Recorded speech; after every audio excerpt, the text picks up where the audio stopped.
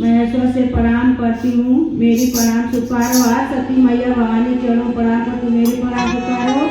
गणेश भगवान के चरणों प्रणाम करती हूँ, मेरी प्रणाम स्वीकारो। सभी लोगों के चरणों में प्रणाम करती हूँ, मेरी प्रणाम स्वीकारो। हर हर महादेव, हर हर महादेव। फूल फूल मोरया गाना के तोरिया भोला जी। फूल मोरया गाना के तोरिया भोला जी। फूल फूल मोरया गाना के तोरिया भोला जी। फूल मोरया गाना के तोरिया भोला जी। तोरिया भोला जी के तोरिया भोला जी। फूल फूल मोरया गाना के तोरिया भोला जी। फूल फूल मोरया गाना के तोरिया भोला जी। फूल फूल मोरया गाना के तोरिया भोला जी। फूल फूल मोरया गाना के तोरिया भोला जी। महीना बाटा जा के दीना। महीना बाटा जा के दीना। महीना बाटा जा के दीना। महीना बाटा जा के दीना। और सारा का पेला बदनिया भोला जी। और सारा का पेला बदनिया भोला जी।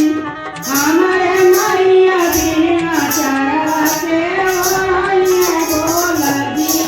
हमारे मैया बिना चढ़ा के ओढ़निया भोला जी। हमारे मैया बिना चढ़ा के ओढ़निया भोला जी। हमारे मैया बिना चढ़ा के ओढ़निया भोला जी। फूल फूल मोरया गाना के तोरिया भोला जी। फूल फूल मोरया गाना के तोरिया भोला जी।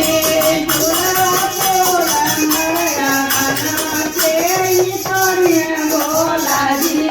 फूल फूल मोरया गाना के तोरिया भोला जी। तोरिया भोला जी के तोरिया भोला जी। फूल फूल मोरया गाना के तोरिया भोला जी। फूल फूल मोरया गाना के तोरिया भोला जी। फूल फूल मोरया गाना के तोरिया भोला जी। फूल फूल मोरया गाना के तोरिया भोला जी। महीना बात गरानी के दीना। महीना बात गरानी के दीना। महीना बात गरानी के दीना। महीना बात गरानी के दीना। कब कब झूलना पसीना भोला जी। कब कब झूलना पसीना भोला जी। हमारे मैया बिन बेरिया के डोलैया भोला जी। हमारे मैया बिन बेरिया के डोलैया भोला जी। हमारे मैया बिन बेरिया के डोलैया